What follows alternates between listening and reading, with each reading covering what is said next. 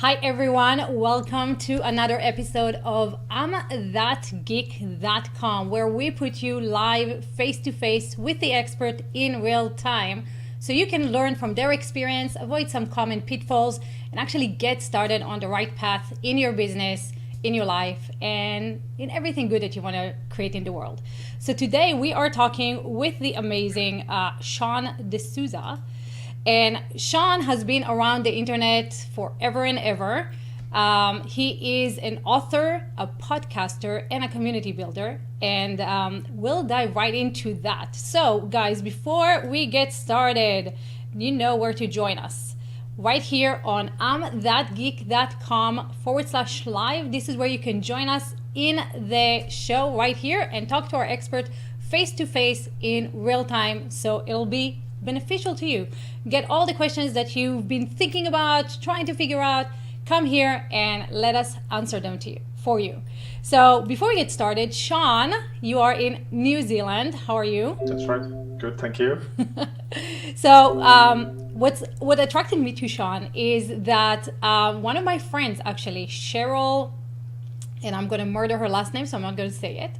She introduced me to your podcast. And when I was listening to your podcast, it kind of felt like two amazing things were happening there.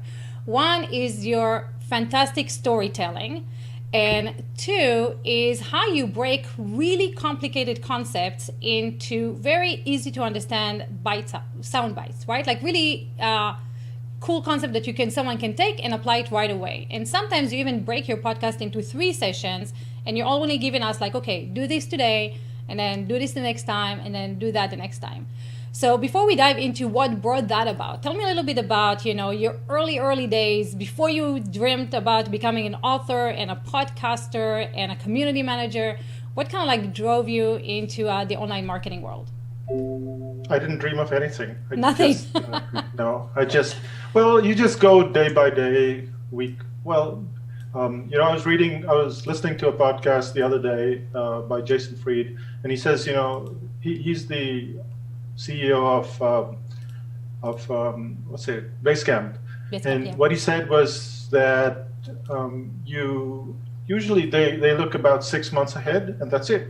And that's kind of not where we're looking. We kind of look a year ahead, but the goal wasn't to do anything dramatic. It wasn't to do something fabulous. It was just, we're solving this problem now for our business.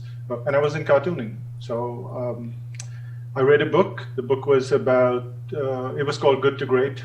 And that said, what can you be the best in the world at?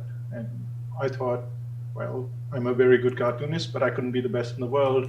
What I'm really good at doing is keeping clients in the world of cartooning. And so I decided to do marketing because I read a whole bunch of marketing books when I came to New Zealand. We moved from India to New Zealand, and I read a whole bunch of books on marketing. And I decided, okay, marketing sounds like a lot of fun. It's not like I wasn't having a lot of fun with cartoons. It's not like I was not earning a lot with cartoons, but I just go with the flow. So you know what's interesting about that? First of all, that you're saying I can make a lot of money with cartoons. Where did you find market for cartoons when you just started out? See, this is the problem that most people have, and that's they ask, where can I find people? And the question that you have to ask is, who am I looking for? You look at who would buy a cartoon. Well, a small business would buy a cartoon, but that's too difficult. So who uses cartoons on a regular basis? Maybe ad agencies use cartoons on a regular basis, or councils, places like that. And then you go, who is the person who makes that decision in that ad agency? Who's the person who makes the decision at the council, etc. And what I did was I went and met with all the art directors that I could get meetings with. So it was just one after the other. And that took, I don't know, maybe 2 months. And I didn't get any work, but I met all of them. And one day I landed up at this agency and they said, oh, can you draw this Santa Claus? And I'm like, of course I can draw Santa Claus. And so I did that. This is with regard to cartoons, by the way. And then they said, can you do this and this? And it was a $5,000 job, which was amazing because before that I was working as a web designer in a web design company, and my salary was $5,000 for the whole month. And here in 3-4 days, I could rack up enough hours to justify $5,000. And in about 2 or 3 months after being made redundant, and I took the job mostly because, when we moved to New Zealand, we had no credit history. We had no, there was nothing. There was we just stepped in here to buy a house, to do anything, to get any credit history, we had to have some kind of job. And it's bizarre because we bought a house, we spent $200,000 on that house, and then the week after, I was made redundant. So banks work in a really odd way, but that's how we work. I just went and found agencies. I found people that connected with agencies. I found councils, and when I first came to New Zealand, I literally picked up the yellow pages, which nobody uses anymore. But I've made 200 calls, and most of the people are not interested in speaking to you, but some do, and you get work from there. So the question is, again, you want to know, who am I reaching? And this comes from a system of filtration. You decide, okay, so I did these 700 calls and all of them were wrong, but now I understand what I have to do in the 701st one. Yeah, it's kind of like Edison, right? Like finding 10,000 ways that don't work until you find the one way that does work.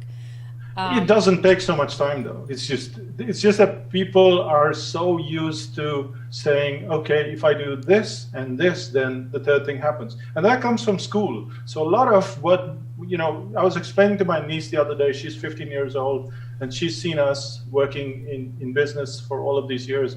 And she's also seen her parents who are in a job. And I said, when you grow up, do you want to get a job? And she says, no. And I said, do you know what a job is? And she said, no. And I said, it's like school. You have certain requirements. You have specific holidays, specific vacation time. And you have to report to school every day, and someone tells you what to do, and you can do that, and you have to be quiet. Right, and sit still. Yeah, and do your assignments and stuff like that. And a job is kind of the opposite of that, which is you're still doing all the assignments, but it's different. And I forgot what the question was, but anyway, that's kind of, yeah. A lot of people get tired and give up in the early stages of just starting their business, right? So you were going through 700 calls and go like, okay, now I know what not to do. So I know what to do in order to get to where I want.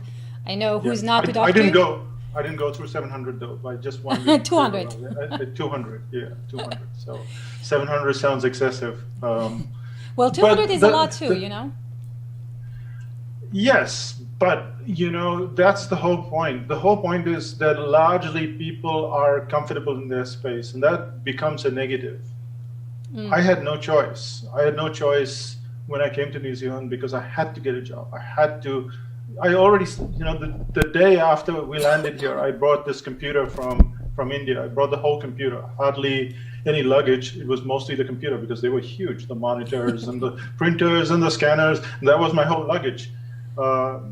And when I landed here, it wasn't working. And the first day I was paying $70 for someone to fix it. And I thought, that's a lot of money, because when I converted from Indian rupees to New Zealand dollars, it was a lot of money. And you just had to buy a car because the transportation system in Auckland here is just very average. So there are all of these things that you have to do, and you don't have a choice. And I think that that's the problem. So there are really two problems that constantly recur, maybe three actually. The first thing is just that people think that there is this magic that's going to happen. There is some button they can press. Yeah. The second thing is that they're used to a job. They're used to a system, something working, and when they get into a business, they don't realize that that's not how it works. You don't do this and then this happens. You don't do this and that happens. There's a lot of things that you have to do. And I think the third thing they really struggle with is they struggle to define what problem are they solving. Yep. And if you can't define what problem you're solving, then it becomes very difficult for anyone to buy anything from you. Yep. And so you started with the who needs my stuff, right? And then Yes. you went to like, okay, what is it that what problem am I solving for them? So then I can come Yeah. to the who and actually solve the problem, which Yes. a lot of people go in reverse, right? They're like, oh, wow, this is a great idea. Let me now go try and sell it. Right? Yes. Yeah. Yeah. Because at that point in time, cartoons were mostly scanned, and what I was doing was I was using Photoshop. And one of the problems that graphic designers had was the short time span. That so I have to get someone has to get the courier, and then they have to scan it, and then they process it and make a bromide and negative and positive. And mine was just 1 second. I could send it over the internet, and that was a problem that I was solving for Yep. the graphic designer. That was it. So it's so let me just say hi to a few of those who are joining us and who are watching us. And if you want to jump into the conversation, that was the link. I'm.geek.com/live. Dave Hobley is watching us on Facebook, and Adelina and David Roman says hello from Colombia. And we have a few people here in the chat with us, which is fantastic. Very shortly, we're going to open it up. So guys, if you want to join the conversation, I'm.geek.com/live. And so, Sean, you come to Australia with a printer and a computer and Sheila. need to figure out how to make a living. And you are Yes. calling 200 people. And Yep. then finally one of them says, okay, I need Santa Claus. And you start getting a job and you go like, wow, the money here is a lot better.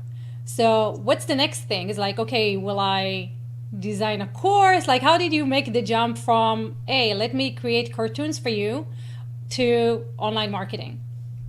Oh, I didn't do online marketing. I did offline marketing. I went and worked as a freelancer when we first moved to New Zealand.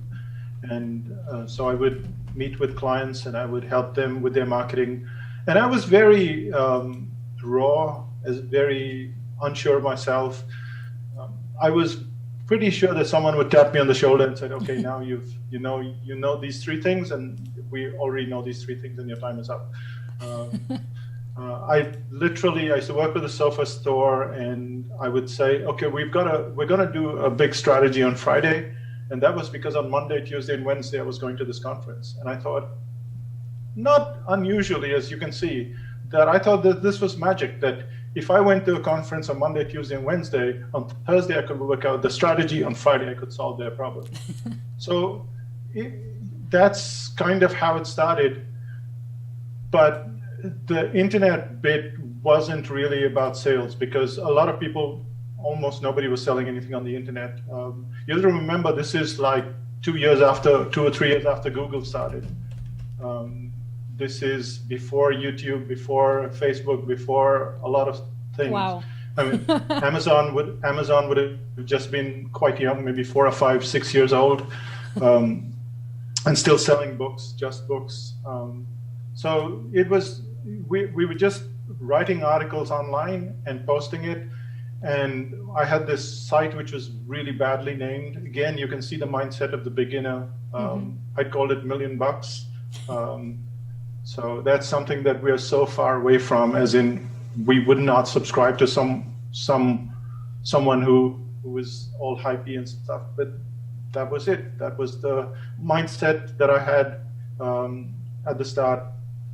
And this site was in it had frames, so Google couldn't index it. It was in 6 point, which is almost impossible to read on the computer. Right. And if you wanted to subscribe, you had to scroll right down to the bottom, and there was a link which said subscribe here, and it wasn't even blue, it was just underlined. And 1,000 people found it. They found that link because they read the articles. And when they read the articles, they said, this is getting me a result. And to this day, that's what I tell people, that even though the website couldn't be found by Google, even though it had really bad fonts, it was really small fonts, hard to find the subscribe button, what people will do is once they find, oh, wait, this restaurant is so cool, they serve this really good food, which is this result, then they will track you down. You don't have to do as much. Yeah. Your job is to provide the great meal. And that's what we did. Week after week, we would write. No, actually, I used to write once every 15 days because writing was such a struggle back then. It would take me 3 days to write. And so that's it. So it would take me so long to write that I would write once every 15 days, once every 20 days. And then after that, it became more frequent. I actually got better at writing because I started writing more frequently, which is where the membership site came in. I started the membership site. I'm jumping a little here, but yeah. I started the membership site, and I was part of another membership site where the guy would write three, 4, or 5 articles every week, small articles. But I thought, okay, that's the norm, and so I will write 5 articles a week. And they were small articles, but I would write them every week. I took some contributions from existing clients. So somebody would write on search engine, somebody would write on something else, which I knew nothing about. And we put them in the website.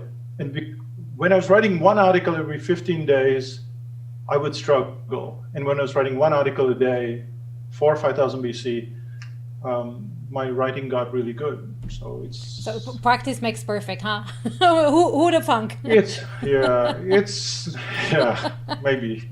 if you want to look at it that way. Yeah, but it was more a factor of I have to finish this, and so you find efficiencies. And this is true for today as well. I mean, when people say, I don't know what to do on social media, it's like, no, it's not social media. You're either on YouTube, or either on Instagram, or either on something, and you have to figure out how to make that work for you. So we figured out how to write articles at high speed, how to create headlines that get people's attention. You have to figure these things out, and if you're going to do 6 things at a time, it's not going to work. It's much harder. It's much harder. And I love what you say, because, in the early days of the internet, you and I were talking before a little bit, and you were communicating, emailing, Gary Vee and Mark Cuban and all that stuff, because it was just, kind of like my first days in Google+. It's like 5 people, and we all know each other, and we kind of like communicate. And then usually, there's like brainstorming, and you learn from each other, and you figure out what works, and then you're doing it a little bit more. So you've been here since 5,000 BC, would I say, a long time ago. If you guys don't know, 5,000 BC is Sean's community, and we're going to dive into that because the way he runs his community is fascinating. First of all, it's been around for 16 years. Just think about all the technology changes that were happening during that time, and the community is still there, functioning, studying, learning, talking, engaging, and paying the bills. But second of all, something very interesting that you're doing, where everyone is trying to get as many people as possible, you're actually putting gates, and you're going like, hey, you cannot jump into the community right away, and I don't want to have 20,000 people. I want to keep it, at a certain number. So you're going to have to wait 21 days. You're going to get some information, and then we'll see if you're a good fit. So what brought that about? And after what brought that about, talk about the fear. A lot of people are afraid of putting those gates and, alienating people. How is it working for you? Well, I don't recommend that people put gates just at the start. I think that you need to have qualification, and that's what we've always done, whether it's for anything. So for instance, when we started 5,000 BC, you had to have read the brain audit.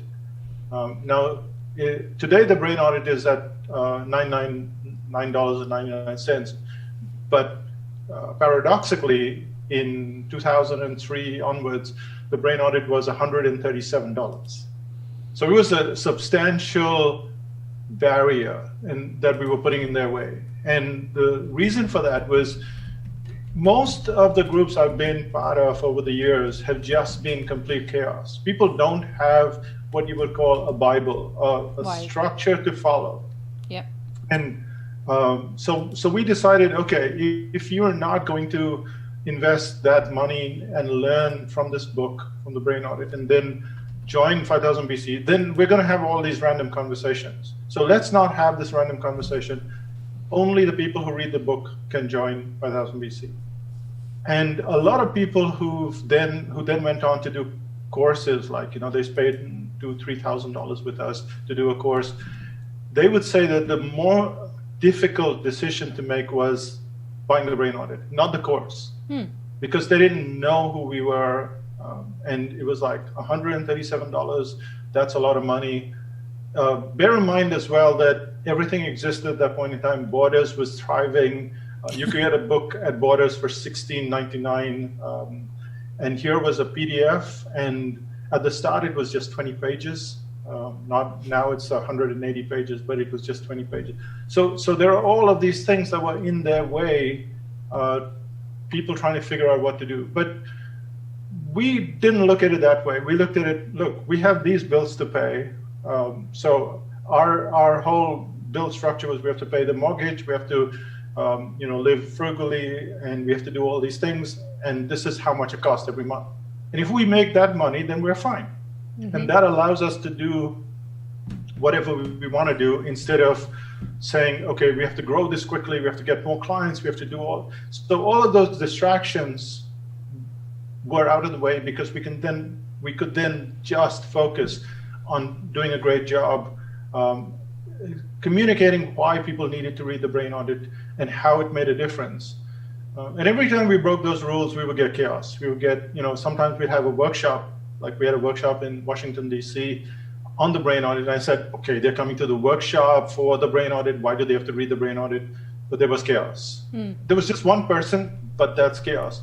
And so we've kind of put these barriers in the way from the beginning. And this 21 days thing is especially because people come in and they go, can I join? And we say, no, you can't join.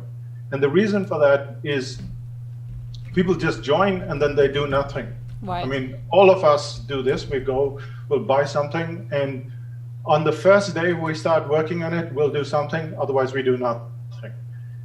And so if you're willing to pay, and I didn't know that this was odd, but we also had a fee, which is $10, just to be on the waiting list. And I thought that was pretty normal. But when I met other marketers at events and stuff, they would say, how come you charge to be on a waiting list? And I go, what's wrong with that? I would pay to be on a waiting list. Yeah, I paid to be on your waiting list. And actually, I did that less than 21 days ago. So I'm still not in the community. But it's very interesting.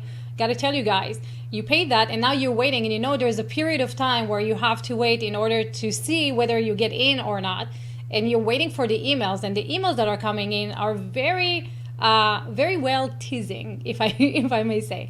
They're kind of like, here's what's happening in the community, and here's the value that you could be getting. See you next time.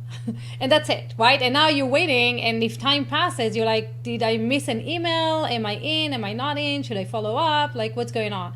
Is that something that you planned on happening, or is that like just happening? No, we did that in retrospect.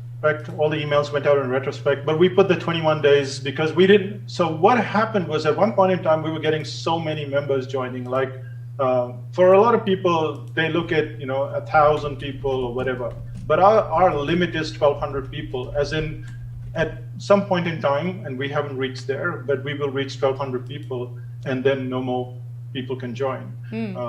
After about 15 years now, we have 600 people.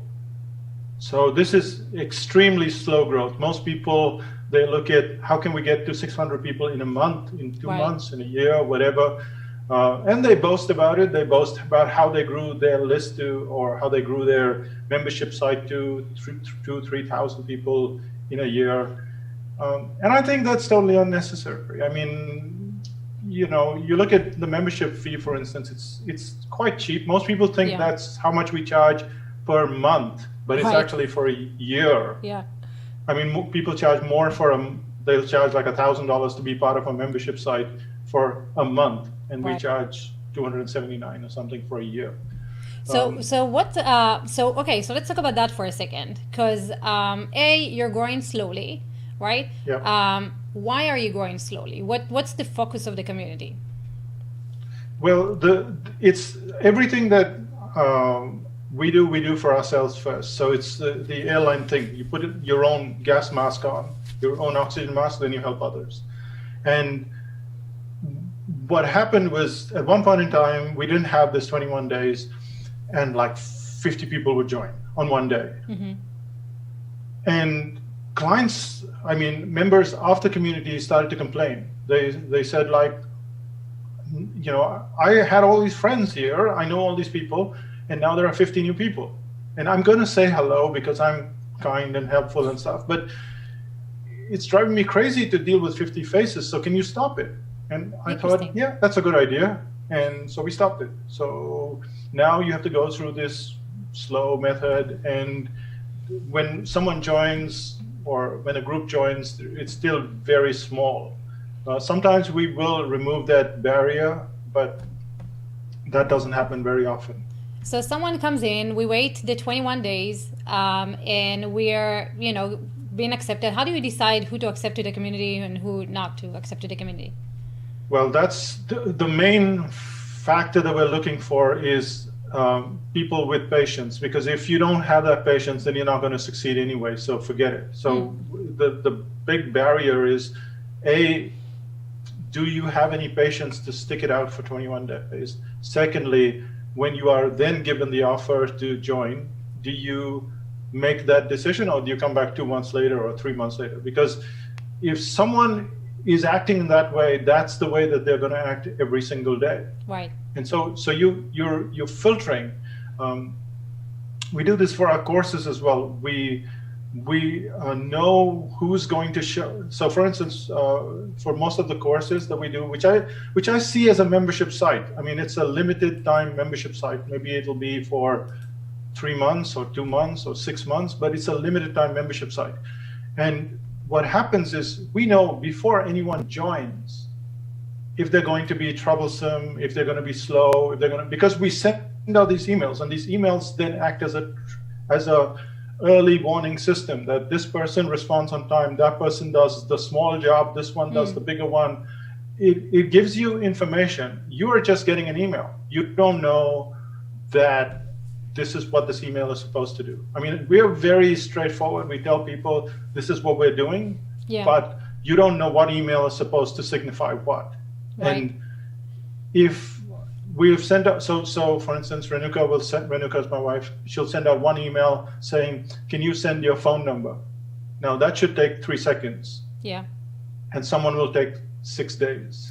And then the next email may go out saying, can you send your address? Again, 3 seconds, 6 days. Okay, so now we know that there is this one person who's going to struggle in handling instructions. And so the barriers and the systems that we have, they give us information. So a lot of people look at, we need data, but what kind of data? And what we seek is precise data, which is how quickly will they do this task, how much will they procrastinate, how much patience do they have, how do they respond to this kind of stuff, how kind they are, because we don't want to disrupt our community. Our community they're our friends. I mean, and I can say this because we kind of know where most people live. They give us their addresses, their phone numbers, their preference of chocolate. I know which person doesn't like nuts and fruits in their chocolate. It's not a CIA thing. It's just what you would know about a friend. And when we travel, we occasionally have been in their houses. We've cooked at their place. But when people meet at a workshop, at a course, offline, at a meetup, they all know each other. It's like they never didn't know each other, and that's the beauty of it. It's fantastic. Yeah, it's amazing. So they always say, how do you pick such a group? And it's not that we picked. We put enough filtration systems so the group self-selects.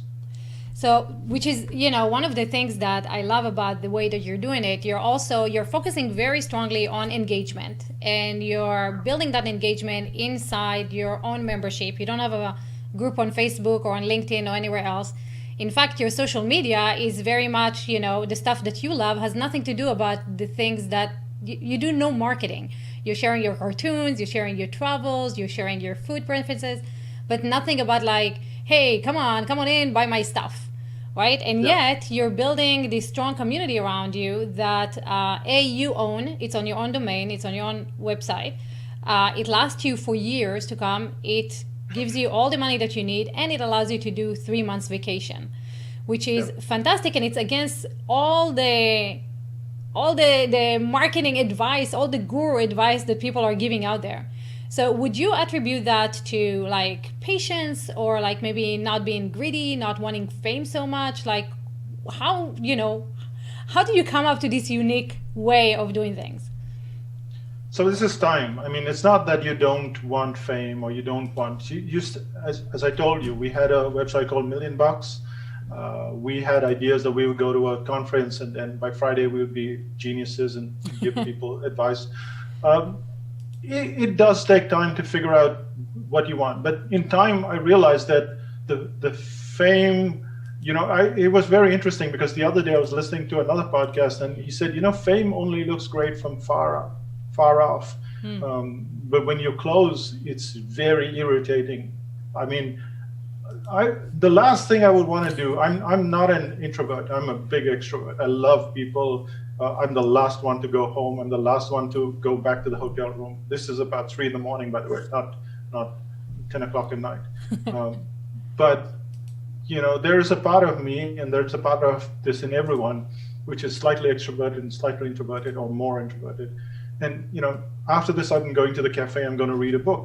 And the worst thing I would want is for 20 people to recognize me and then have conversations with me. When am I going to read the book? Right. So the fame, they might just, I understand how people feel and I understand that. But for a lot of people, I was listening to this comedian yesterday and he says, I would want the job of the drummer in Coldplay. And he says, who's the drummer in Coldplay? And no one knows the drummer in Coldplay. He could be sitting in the audience right now and no one knows him. And, he gets 1/4 of the royalties and everything, but no one knows him. And he says, So you want to be rich and not famous, right?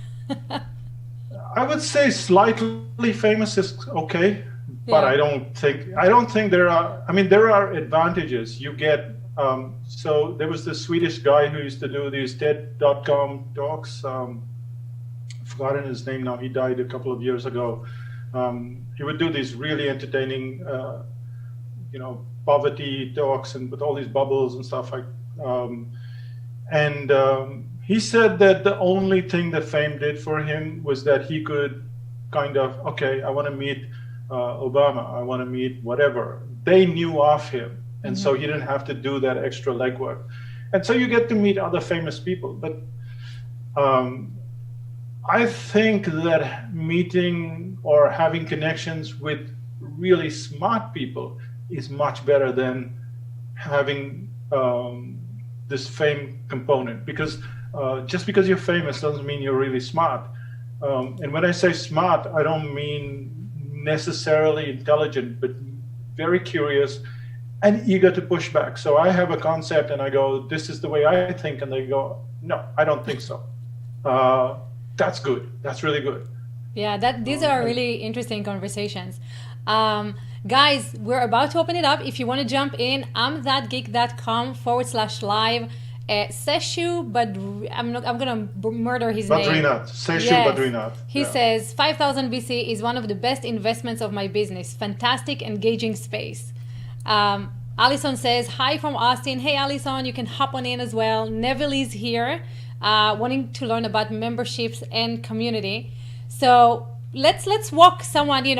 Where a lot of talk is happening now around groups in Facebook and groups in LinkedIn and membership sites. There's mighty networks and different places where you can run your have a community and a group.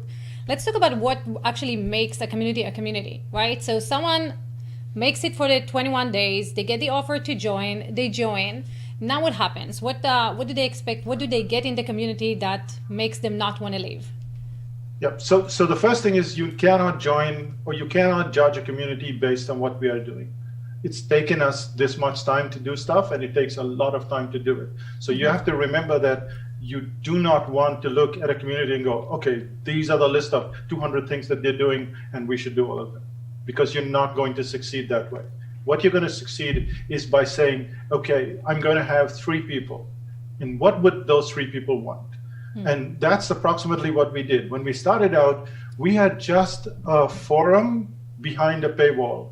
And the paywall was just like a password. It wasn't even anything great. But what we'd do is we would figure out what they wanted in terms of content, the questions that they wanted to be answered. I'll give you an example. This week, there is someone who in 5000 BC who has just done the article writing home study. And he was having trouble just starting out the first line.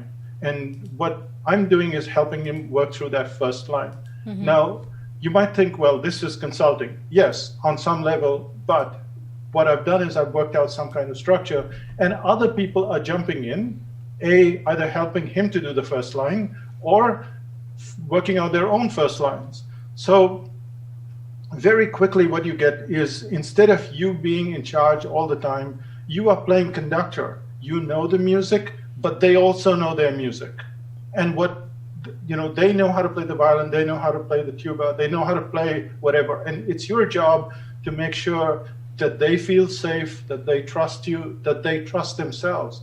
So the crux of everything is that when you enter a community, it's like entering a party where you know no one. And immediately you feel unsafe. And your job is what am I going to do to make them feel safe?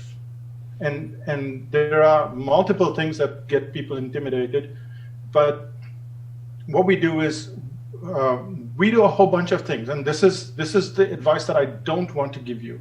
I don't want to say, okay, this is what you should do, this is what you should not do. I want to give you a concept, and the concept is, if you took 3 people out to lunch today and they didn't know each other, how would you make them feel safe? Well, I would introduce them to each other.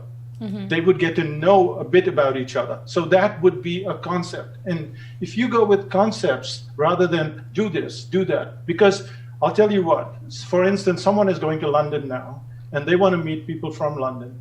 And Renuka will find all the people who live in the UK and email all of them saying, this person is coming to London. So now you have 15 people or 20 people who could possibly meet this person in London. That's amazing.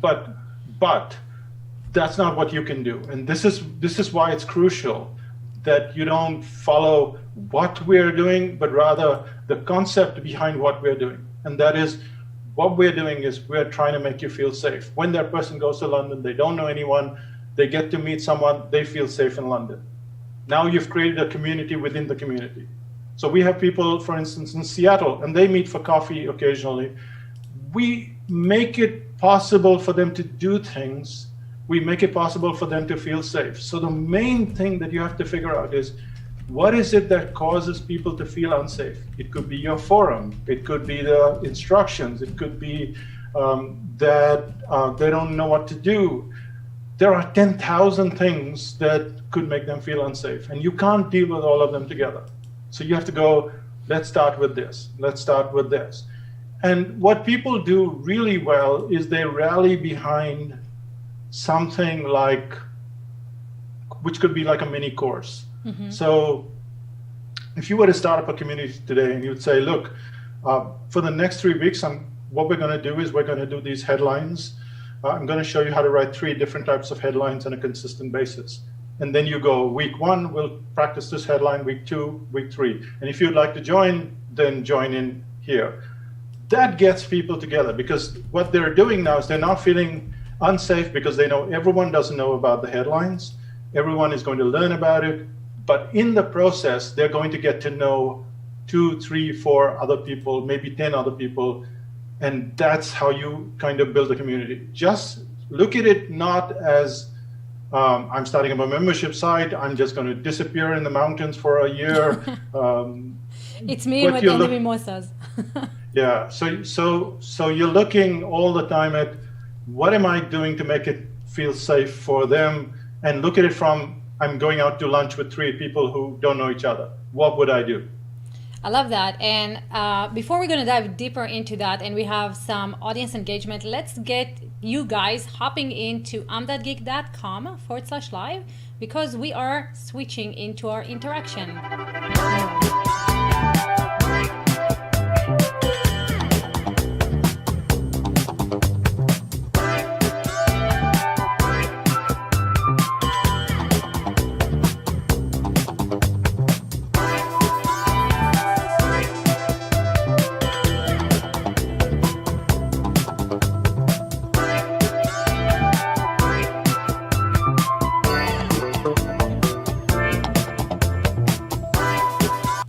So guys, we are switching into our interaction mode, which is the part where you get to jump on in and interact with our guest face to face. The first one that we have is Abdul, and I'm saying your name right. Let me unmute you. And there we go. Thank you, Yifat. And hi, Sean and Yifat, both of you.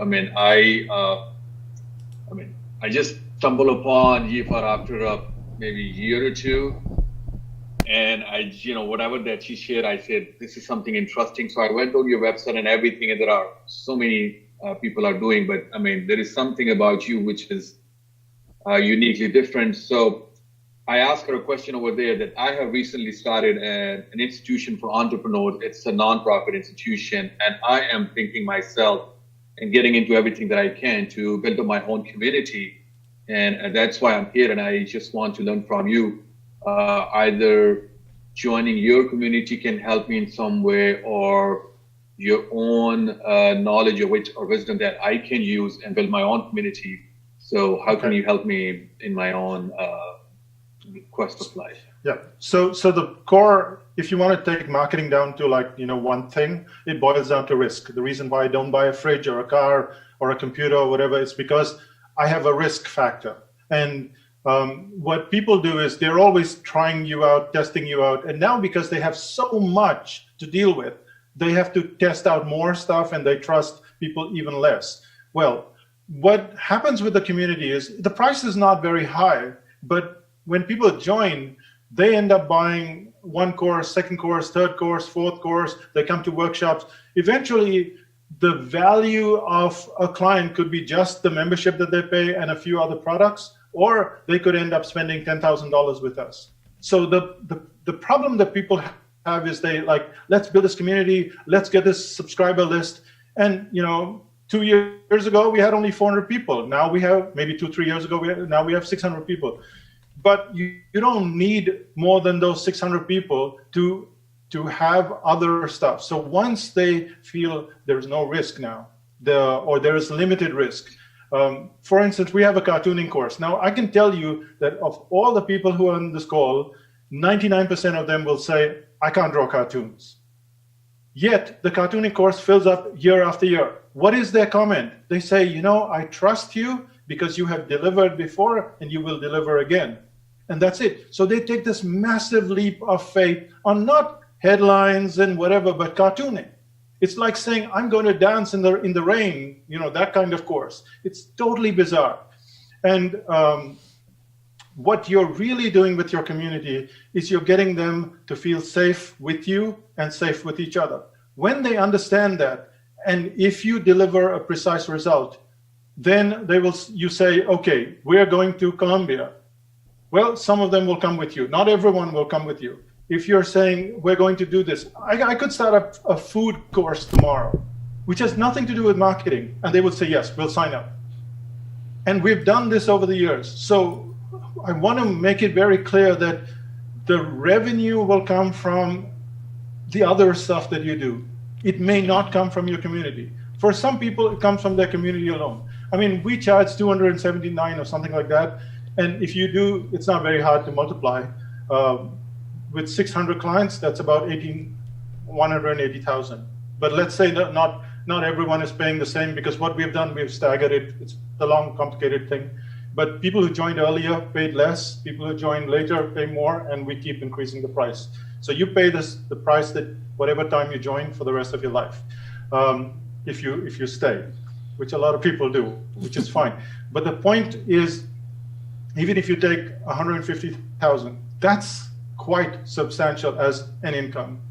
And then all of the stuff that generates, like questions that help you build products or courses or anything that you want to do, that community is helping you. You don't have to go on Facebook. You don't have to go. You can, I do, but you don't have to. It's more control. You control how the forum looks. You control how the chat looks. You control the things that you want to control. And remember that the community is only going to be the first step out of 15 steps. And the 15 steps is generally where you're going to make your revenue and get recurring clients. We We just look at how can we keep these people happy, how can we get results for them consistently, and the results are very precise. They're not like, oh, after 6 months you will learn something about cartooning. No, no, no. When you sit in a cafe 6 months from now, people will ask you, how long have you been a professional cartoonist? That's the question you want. So when you have that precise result and you have that safety factor, then it's not, I wouldn't say it's an easy business. No business is easy, but it's not as complicated as most people think. So the complication comes from trying to do more people, more things all the time. So, I mean, that's great. But how many people do you think that you have in, I mean, I'm in New York, but you are in New Zealand. So, and you know, like I said, I just started an institution for entrepreneurs. So is it something as beneficial for me or someone is just interested in, you know, doing some, becoming a cartoonist or doing some course to how to learn a cooking or something? How can this really benefit someone like me? And it's a non-profit institution. The community is marketing based. So you ask marketing based questions. What I'm saying is that you're building a community, but at the crux of it, what you're doing is you are creating a safety factor. When a kid is safe in a classroom, they will respond, they will participate. If they feel unsafe, the teacher says something, you are stupid, you whatever, they will not participate. Your job is to take people from an unsafe zone, which is the internet, to your safe little space, which is this little restaurant where you have X number of people, and where they get to know each other, and where they help each other, and where you become the conductor. Whereas you're not better than them. They are all playing their own music. They're all running their own businesses. They all have problems. You sort out the problems, you direct the thing. That's all you're really doing. That's a community in a nutshell. So think of it, sorry, go for it. No, so the question is like, okay, so someone new comes in, how do you make them feel safe? So first of all, right, they're coming into a group of people who already know each other. They've been with each other for 10 years, 5 years, 1 year, 2 months. There's a click, right? Yeah. And so now we need to move them from, hey, you're the new kid in town, to everybody's excited about the new kid in town and you're part of the family. So you as the conductor, what is it specifically that you do? Because your community is set up as a forum, right? Where there's a lot of... Yes. So how when someone comes in, how do you go like, hey, Fat, welcome, and you're part of the family?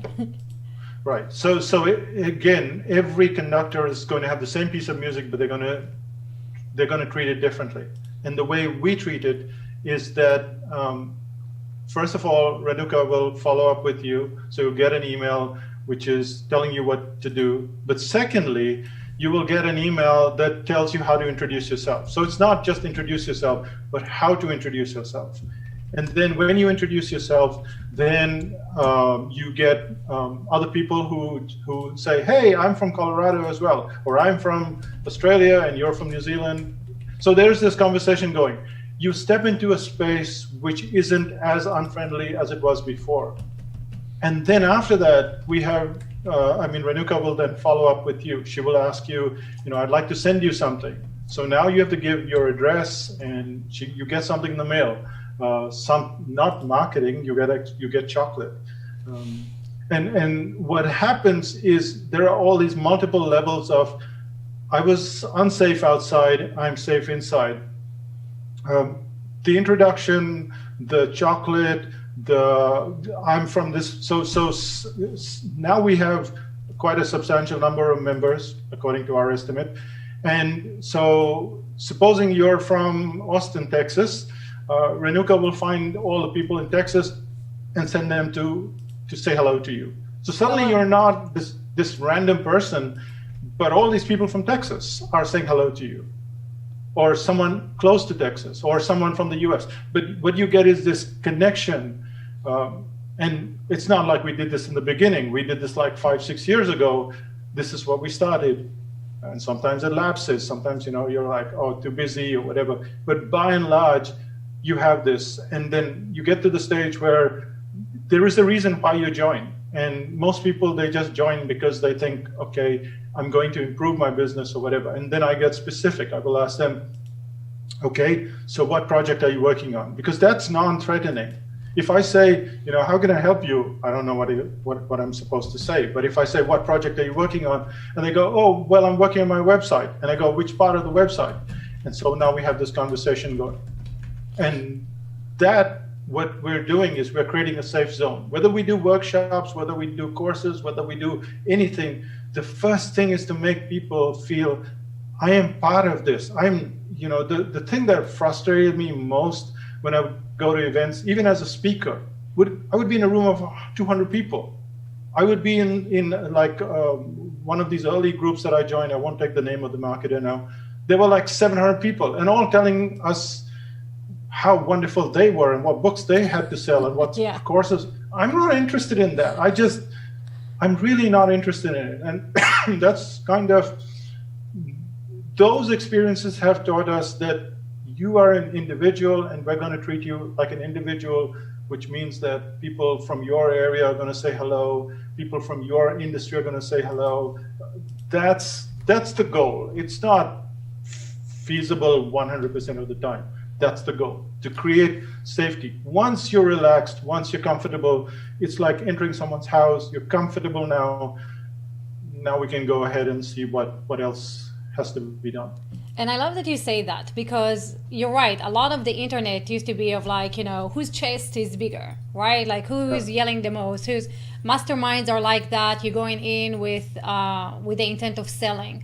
A lot of what you see online is very much kind of like, look at me in bikini, look at me in Hawaii, look at me in this. And we're kind of losing what I call the human element, right? What connects us together. And we see a lot of, the rate of suicide and depression and medication is going up because we're missing this emotional connection. So it's beautiful when someone like yourself comes in and goes like, look, I've been doing this for 16 years. Obviously it works. This is what people want. This is what they strive for. And when you give it to them, not only are they loyal to you, but they're loyal to themselves, right? Now they're getting results that you are happy to see them get, because that's the only reason why you started your business in the first place. Yeah, there are also very small things that you might not notice if you just join, but people sign in as, funnyface@yahoo.com or whatever. Yeah. And then what happens is that name gets stripped out, and their name is like, okay, your name is Sean D'Souza, but they log in as Funny Face. They didn't realize it, because that's what we do. We take one email address and we log in everywhere, and that comes up as your username. And we don't have users like that. Everyone is with their name, and you don't have avatars. You don't have, you're not Spider-Man or you're not whatever. Everyone's photo is there, and if they don't put their photo, then I tell them, look, you can leave it blank if you like, but you can't put in, Hello Kitty or anything. and that kind of creates a trust factor, because now this is a real person with a real name from this real place.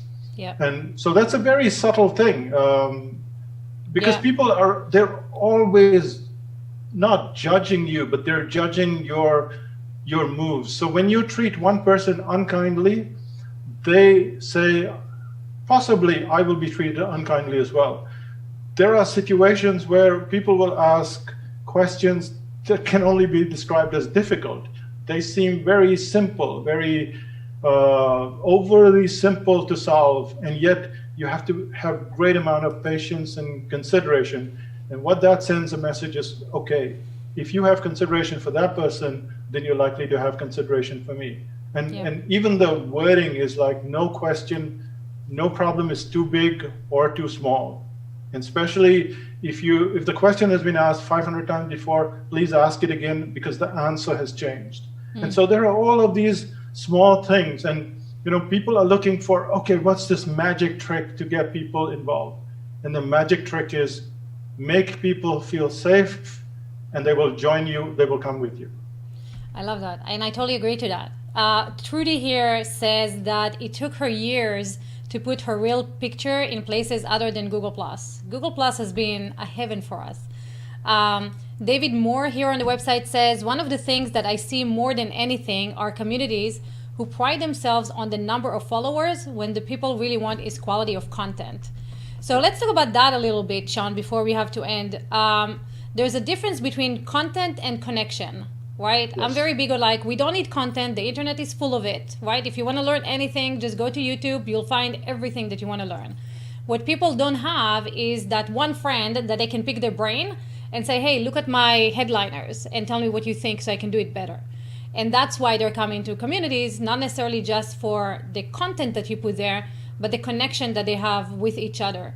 So still, there's something that they have to revolve around, right? Your community is about marketing, about writing, about headlines and content. So how do you design that community around connection, but just put enough content in there that conversations are going and they are getting better skilled? So content is needed, but it's my question. So what we do is we encourage people to ask their question. We might do this through the forum. We might do this through a question that we send them through email. And what we're doing is we're then giving them the precise content that they want. Like for instance, this guy who was doing the course, the article writing course, he just wanted to know how to write the first line. I mean, well, to be honest, I found that he was struggling most with the first line. So I said, look, just work on your first line for the next 2 weeks. And that's it. And now, one thing is that he's going to be really good at that first line, which is then we can go to the rest. But everyone else is watching. And everyone else realizes, oh, wait. So we can ask a question that is so small and so seemingly insignificant. So that's one thing. But then, we have like a taking action group, and again we pair people up. We'll say, okay, Yifat, you go with Amanda, and so then there are just these two people. There is not this vast number of people, but just two people communicating with each other, working together every single day. And when they want to join the main group, or if they want to be part of the main group, that's fine. If they don't, that's fine as well. So the content and connection is down to this one. So they have a connection with Renuka. They have a connection with me. They have a connection with one other person. And that's all that you really need in terms of connection. You don't need any more than that. One set of guys have been going for like 500 posts now for the last year and a half, I think. Wow. They just talk to each other. Oh, I did this. Oh, and then they'll say, oh, my wife drove me crazy today, or my husband drove me, whatever. And then they will. There's this conversation that nobody else is probably paying attention to, but they have the connection. And if they need to tag me, they just tag me, and I'm there. So we have a tagging system. You just tag at Sean, and it doesn't matter where, because we have lots of posts all over the place. I look at a lot of them, but I can't get to everyone because I don't know where they are. Right. They can just tag me. And so, again, what I'm saying is that there is a lot of complexity in where we are right now. So we started walking 15 years ago. Well, we're on the other end of the island. You're going to start walking right now. You try to do all of it, it'll just drive you nuts, and you won't succeed. But if you look at it like, how can I make this person safe? They don't want a lot of content, but they want specific content, like good content, and then how does that good content relate to them? Yes, so you connect them based on a shared passion, that something, an action that they came to solve, right? Yeah. And then you connect them to each other in order to solve that problem together, and now they have both the connection and the content, but you're really, really focusing on the connection in order to keep them engage with each other, feeling safe, part of the community, and that grows into years in the community and then other courses or connections or events or live events and all that stuff. Yep. Yeah. So let's Nathan, jump on in. I'm gonna unmute you. Hey, thank you so much, Sean. Very good to see you. I normally would not ask someone this question, but because it's you and I know so many different people who I pay attention to you, I just want to know, one or two influences, people that you particularly respect and learned from in the business of marketing? Learn from or learn from? Which learn from. Well, or learn okay. from, actually. Okay, so when I started, I didn't know that much about marketing, so I bought a ton of stuff from Jay Abraham. I don't know what I could do with Jay Abraham stuff anymore, but back then it was most crucial. I learned from Brian Tracy at that point in time. My confidence was never low, but it wasn't super high either. And Brian, his work helped me a lot. I see it as a precise meal. It's like, right now there's breakfast, and this guy made a great breakfast, and then I move along, and then now there's another guy to have lunch.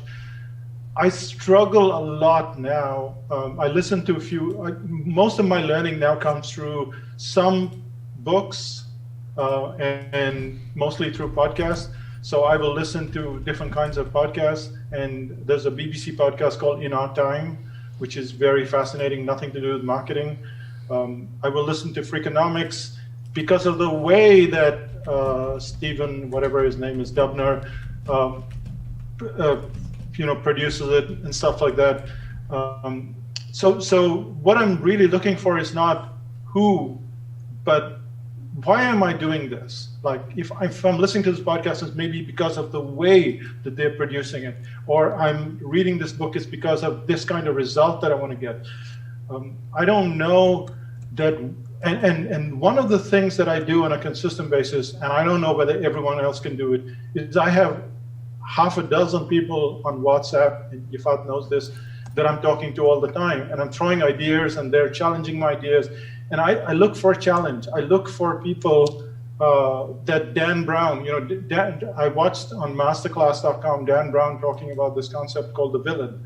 And you have to find what is the villain that is stopping you? What is the villain that stops this book from being great? So when I write a book, for instance, and I'm going slightly off tangent, I'm picking this one concept from Dan Brown, and then I will dig into that, how does he handle the villain? How does he work with that villain? How does it apply to writing an info product or a book, etc.? I don't know if this answers your question, but I just bounce a lot between concepts and ideas and what keeps me curious. Yeah, so it just sounds like early on you were kind of led particularly to Jay Abraham and Brian Tracy, and that now you just connect the dots and kind of learn from everything that inspires your curiosity. Yeah, I also learn from people that I don't agree with, especially because they become my villain. They become, like right now I'm reading a book that I don't agree with for 90% of the way. And I'm like, okay, so this is my argument. And then this is my argument for the second chapter. And this is my argument. And it makes it more interesting for me to read stuff that I don't inherently agree with. And politics should be like this in a way when you think about it, which is you go on the other side and see, well, why don't you agree with this thing?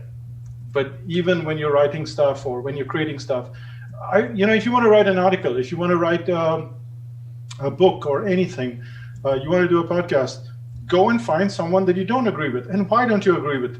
Make your podcast with that in mind. Make your article, build your article with that in mind. I think it sharpens you a lot. There are also things that I agree with and I want to know more about, and that's what I do as well. I love those questions. One of the way that you're promoting yourself mostly is podcasting. You're not doing any other type of marketing, is that right? That's right, but that was only in the last 3 or 4 years, really. We started out, we thought, oh, this is not working, and I don't know, something happened and we just stopped. And then a client kept bugging me for years and I decided, okay, well, let's go back. But let's do it my way this time, rather than the last time where I just followed somebody else's method. So, but a lot of people listen to the podcast. And here's the most interesting part. From the day we started the podcast to the point now, almost 4 or 5 years almost later, we haven't got more downloads. so the number of people listening to it hasn't increased at all, but the amount of sales that we have, the people coming to the workshops, when I say who listens to the podcast, half the people in the room put up their hand. So the point that I'm trying to make is, people automatically assume that there has to be growth, but there doesn't have to be growth. It just has to be what is going to sustain my curiosity, my intellectual curiosity, what's going to sustain these bills that I have to pay, and in our case, we're to the point where we take 3 months off, we fly business class, we don't have flashy cars, we have only one car. It's electric, but it's only one car, and so we have to decide who's going to take the car for the day, otherwise I have to walk. So we live, I wouldn't say frugally, we live quite comfortably, and yet we don't make stupid decisions, as in we don't make stupid spending decisions. We think about it a couple of times before we go ahead. And so this is like the most solid business advice, is like find who has a problem, who do you want to work with, what is their problem, can you solve their problem, and then create a safe space for them so that they can connect and stay with you longer, so that if I use marketing jargon, you're not in the acquisition model, you're in the retention model. And you've proven that you can retain people for 16 years. I'm assuming some of the original people are still there. You're not only replacing people, right? Yes, there are some of them, yeah. Not a lot, but some of them. I mean, 16 years is a very long time to be in a membership site. It is. I was very proud of my 4-year membership, but I was like, after I saw I was like, it's not a competition, but you won, So thank you so much for being our guest today. David Moore says, this is super interesting. I'm going to find out more about everything that Sean does. So if you guys want to learn more about Sean, about the brain audit, about everything that Sean is doing, right to the right of this video, there is a little cartoon. It's called the Brain Audit. You can hop on there. If you want to listen to his podcast, it's called 3-Month Vacation, and you can find it almost on everything, right? iTunes, Stitcher, on his website. Community is 5,000 BC. You're going to have to wait 21 days. So like me, join the club. And hopefully you're going to take the step when you're supposed to. And Sean, what's next to you? What's in the future? What are you looking for? So I do the things that drive me. I know it sounds selfish, but this is my only selfie. I don't know how to actually take selfies really well, but I know how to make selfies of what I want to do. And I've wanted to do this book on talent for quite a while, maybe almost 10 years now. And that's what's happening. I'm showing people this concept of suddenly talented. That's the name of the book. And I don't know when it'll be ready, but for people that want to be on the list when it's ready, there is a psychotactics.com/suddenly, and when it's ready, we'll let you know.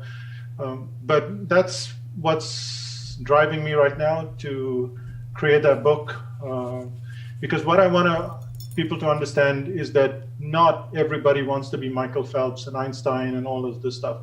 All the books that I'm reading on talent, on greatness, is all these top performers. Right. And most of us just want doable greatness.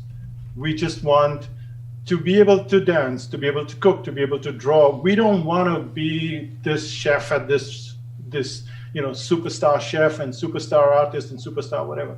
We just want a good life. We want to spend time with our kids, with our family, and we want these skills. We want to feel like we are in control. So that's a small goal.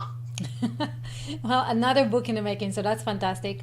Guys, his podcasts are really enlightening. They're really, really great. I forget, how often do you share your podcast? Is it like once a week?